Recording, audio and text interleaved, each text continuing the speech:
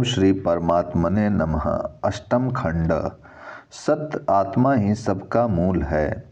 उद्दालक नाम से प्रसिद्ध अरुण के पुत्र ने अपने पुत्र श्वेत केतु से कहा, सौम्य, तू मेरे द्वारा स्वप्नांत सुषुप्ति अथवा स्वप्न के स्वरूप को विशेष रूप से समझ ले। जिस अवस्था में यह पुरुष सोता है, ऐसा कहा जाता है, उस समय सौम्य यह सत्य से संपन्न हो जाता है, यह अपने स्वरूप को प्राप्त हो जाता है। इसी से इसे स्वपिति ऐसा कहते हैं, क्योंकि उस समय यह स्व अपने को ही प्राप्त हो जाता है। जिस प्रकार डोरी में बंधा हुआ पक्षी दिशा विदिशाओं में उड़कर अन्यत्र स्थान न मिलने पर अपने बंधन स्थान का ही आश्रय लेता है, उसी प्रकार निश्चय ही सौम्य यह मन दिशा विदिशाओं में उड़कर अन्यत्र स्थान न मिलने से प्राण का ही आश्रय लेता है, क्योंकि सौम्य मन प्राण रूप बंधन वाला ही है। सौम्य, तू मेरे द्वारा भूख और प्यास को जान। जिस समय यह पुरुष अशिष्यति खाना चाहता है, ऐसे नाम वाला होता है, उस समय जल ही इसके भक्षण किए हुए अन्न को ले जाता है। जिस प्रकार लोक में गौ ले जाने वाले को गोनाय, अश्व ले जाने वाले को अश्वनाय और पुरुषों को ले जाने वाले राजा या सेनापति को पुरुष न्याय कहते हैं, उसी प्रकार जल को अशनाय ऐसा कहकर पुकारते हैं। हे सौम्य, उस जल से ही तू इस शरीर रूप सुगंग अंगुर को उत्पन्न हुआ समझ, क्योंकि यह निर्मल कारण रहित नहीं हो सकता। अन्न को छोड़कर इसका मूल और कहाँ हो सकता है। इस प्रकार सौम्य, तू अन्न रूप अंकुर के द्वारा जल रूप मूल को खोज, और हे सौम्य, जल रूप अंकुर के द्वारा तेज रूप मूल को खोज, तथा तेज रूप अंकुर के द्वारा सदरूप मूल का अनुसंधान कर। सौम्य, इस प्रकार यह सारी प्रजा सन्मूलक है, तथा सत्य ही इसका आश्रय है और सत्य ही प्रतिष्ठा है। अब जिस समय यह पुरुष पिपासति पीना चाहता है, ऐसे नाम वाला होता है, तो उसके पिए हुए जल को तेज ही ले जाता है। अतः जिस प्रकार गोनाय, अश्वनाय एवं पुरुष न्याय कहलाते हैं, उसी प्रकार उस तेज को उदनाय ऐसा कहकर पुकारते हैं। हे सौम्य, उस जल रूप मूल से यह शरीर रूप अंकुर उत्पन्न हुआ है, ऐसा जान, क्योंकि यह मूल रहित नहीं हो सकता। सौम्य, उस जल के परिणाम भूत शरीर का जल के सिवा और कहाँ मूल हो सकता है। हे प्रिय दर्शन, जल रूप अंकुर के द्वारा तू तेज रूप मूल की खोज कर, और हे सौम्य, तेज रूप अंकुर के द्वारा सद्रूप मूल की शोध कर। हे सौम्य, यह संपूर्ण प्रजा सन्मूलक तथा सद्रूप आयतन और सद्रूप प्रतिष्ठा लय स्थान वाली है। हे सौम्य, जिस प्रकार ये तीनों देवताएं पुरुष को प्राप्त होकर उनमें से प्रत्येक त्रिवत त्रिवत हो जाती हैं, वह मैंने पहले ही कह दिया। हे सौम्य, मरण को प्राप्त होते हुए इस पुरुष की वाक मन में लीन हो जाती है, तथा मन प्राण में, प्राण तेज में, और तेज पर देवता में लीन हो जाता है। वह जो यह अणिमा है, एतद्रूप ही यह सब है, वह सत्य है, वह आत्मा है, और हे श्वेत केतु, वही तू है। आरुणि के इस प्रकार कहने पर श्वेत केतु बोला, भगवान, मुझे फिर समझाइए। तब आरुणि ने, अच्छा सौम्य, ऐसा कहा। नवम खंड, मधु का दृष्टांत। सौम्य, जिस प्रकार मधुमक्खियाँ मधु निष्पन्न करती हैं, तो नाना दिशाओं के वृक्षों का रस लाकर एकता को प्राप्त करा देती हैं, वे रस जिस प्रकार उस मधु में इस प्रकार का विवेक प्राप्त नहीं कर सकते कि मैं इस वृक्ष का रस हूँ और मैं इस वृक्ष का रस हूँ। हे सौम्य, ठीक इसी प्रकार यह संपूर्ण प्रजा सत्य को प्राप्त होकर यह नहीं जानता कि हम सत्य को प्राप्त हो गए हैं।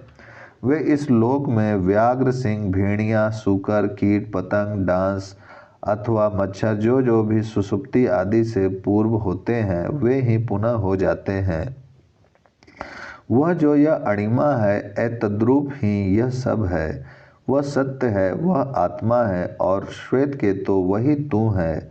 आरुणि के इस प्रकार कहने पर श्वेत केतु बोला, भगवान मुझे फिर समझाइए। तब आरुणि ने, अच्छा सौम्य, ऐसा कहा। दसम खंड, नदियों का दृष्टांत।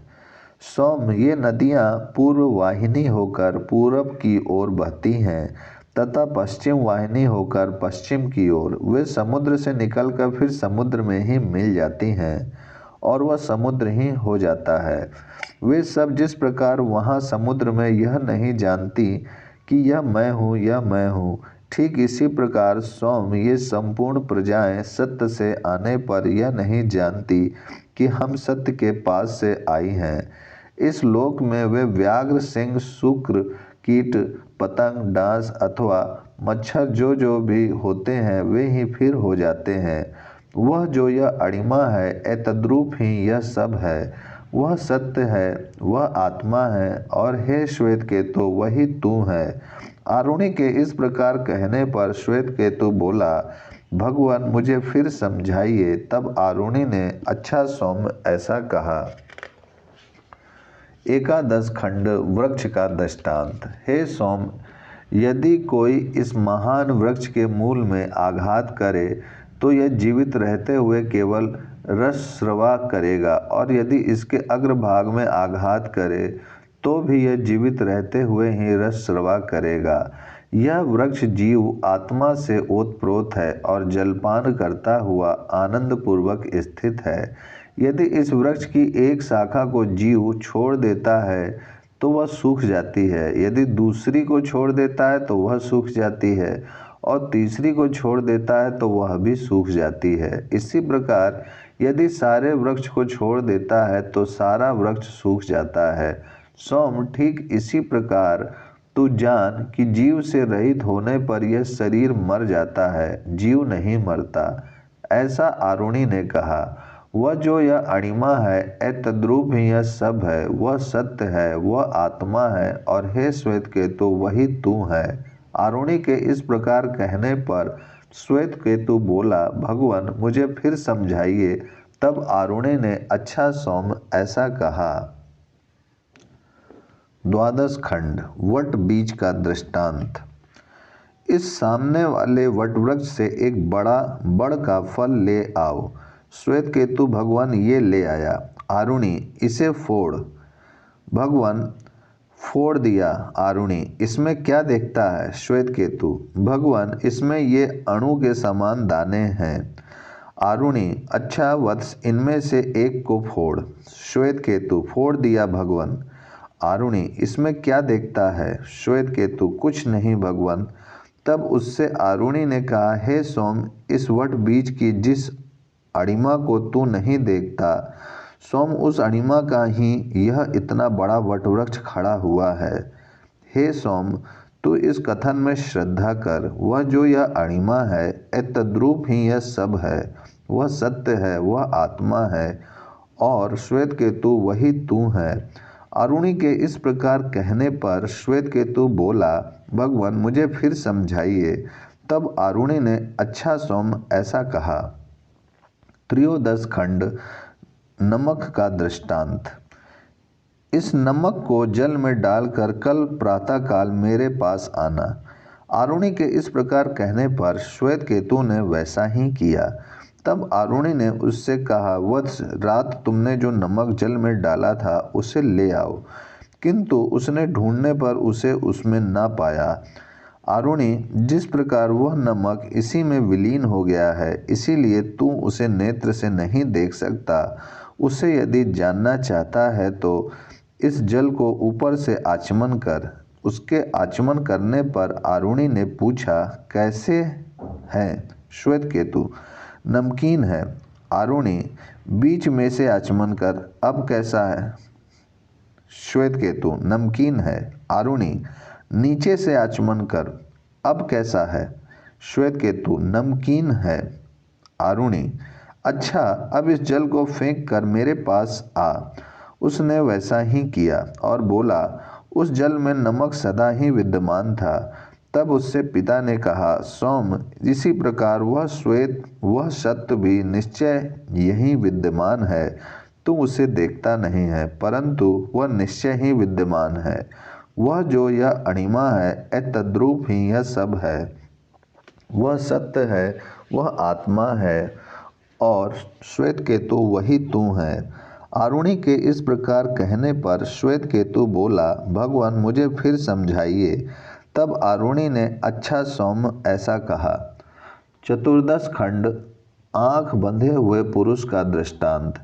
हे सौम्य, जिस प्रकार कोई चोर जिसकी आंखें बंधी हुई हों, ऐसे किसी पुरुष को गांधार देश से लाकर जन्मशून्य स्थान में छोड़ दे, उस जगह जिस प्रकार वह पूर्व, उत्तर, दक्षिण अथवा पश्चिम की ओर मुख करके चिल्लावे कि मुझे आंखें बांधकर यहाँ लाया गया है और आंखें बंधे हुए ही छोड़ दिया गया है, उस पुरुष के बंधन को खोलकर जैसे कोई कहे कि गांधार देश इस दिशा में है, अतः इसी दिशा को जा, तो वह बुद्धिमान और समझदार पुरुष एक ग्राम से दूसरा ग्राम पूछता हुआ गांधार में ही पहुंच जाता है।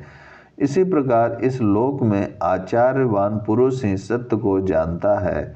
उसके लिए मोक्ष होने में उतना ही विलंब है जब तक कि वह देह बंधन से मुक्त नहीं होता। उसके पश्चात तो वह सत्य संपन्न ब्रह्म को प्राप्त हो जाता है।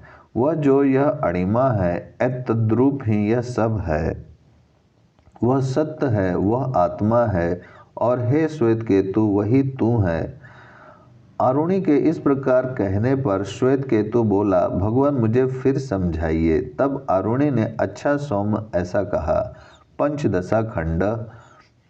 सौम्य, ज्वर आदि से संतप्त पुरुष को चारों ओर से घेर कर उसके बांधवगण पूछा करते हैं, क्या तू मुझे जानता है?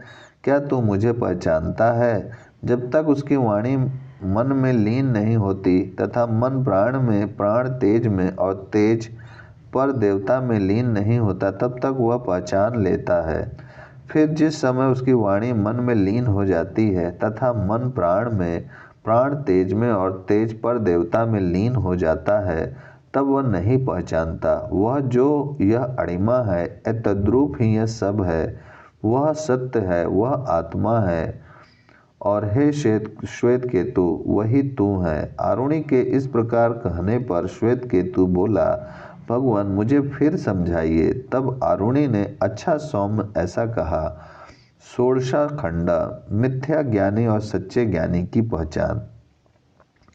हे सौम्य, राज कर्मचारी किसी पुरुष को हाथ बांधकर लाते हैं और कहते हैं, इसने धन का अपहरण किया है, चोरी की है, इसके लिए परशु तपाओ। वह यदि उसका चोरी का करने वाला होता है तो अपने को मिथ्यावादी प्रमाणित करता है। वह मिथ्या अभिनिवेश वाला पुरुष अपने को मिथ्या से छिपाता हुआ तपे हुए परशु को ग्रहण करता है, किंतु वह उससे दग्ध होता है और मारा जाता है। और यदि वह उस चोरी का करने वाला नहीं होता तो उसी से वह अपने को सत्य प्रमाणित करता है। वह सत्याभिसंध अपने को सत्य से आवृत कर उस तपे हुए परशु को पकड़ लेता है। वह उससे नहीं जलता और तत्काल छोड़ दिया जाता है। वह जिस प्रकार उस परीक्षा के समय नहीं जलता, उसी प्रकार विद्वान का पुनरावर्तन नहीं होता और अविद्वान का होता है।